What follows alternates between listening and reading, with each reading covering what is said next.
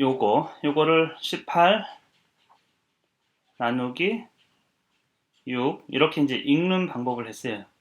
언어기 때문에 읽는 방법을 했어요. 근데 이제 이건 완전히 이 문제에서는 전혀 없죠. 수학적 표현만 있어요. 이거를 이렇게 바꿀 수 있느냐? 18 나누기 6.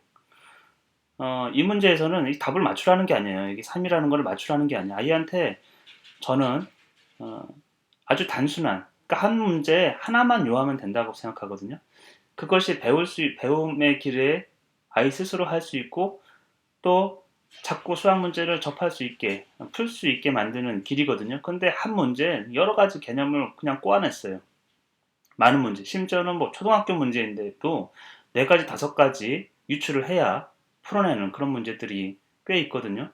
그것은 아이 스스로 수학을 어떤 개념을 익히도록 하는 게 아니고요. 성적을 매기는 거예요, 그냥. 그 교육은 1등부터 꼴등까지 변별력을 가지고 줄 세우는 데는 유용할 수는 있으나 아이에게 어떤 수학을 가르칠 때, 스스로 배울 때 있어서는 전혀 무용한 것이에요. 해악스러운 것이죠. 그런데 지금 아이들이 푸는 문제집은 대부분이 다 그래요. 대부분이 다. 과학을 하든 수학을 하든 정말 중요한 것은 아주 복잡해 보이는 것에서 단순함을 뽑아낼 수 있는 거거든요.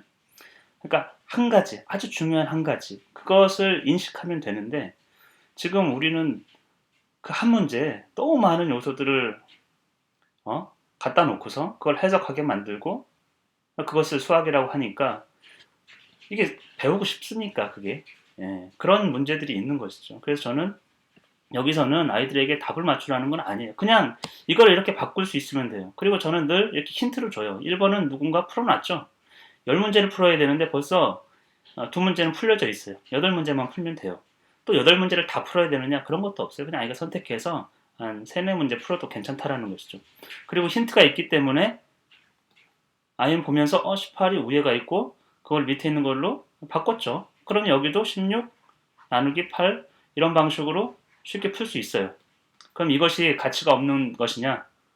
이렇게 힌트를 안 주고 힌트를 주지 말고 풀어야 정말 아는 것이고 힌트를 주고 푸는 거는 푸는 것도 아니다. 이렇게 생각할 수 있죠.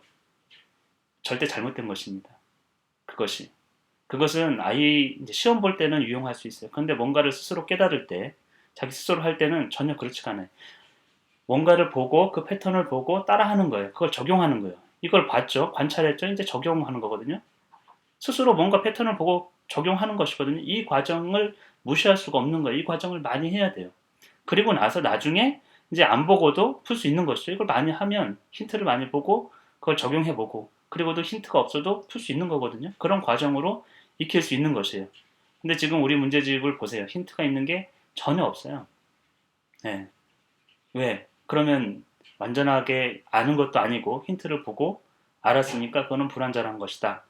이렇게 생각하죠. 그런데 알면 늘 불완전해서 완전으로 넘어가는 것이고 쉬운 것에서 어려운 것으로 넘어가는 것이고 아주 패턴을 관찰하고 관찰한 결과를 적용하는 것이에요. 그 속에 스스로 하는 것들이 있는 것이죠.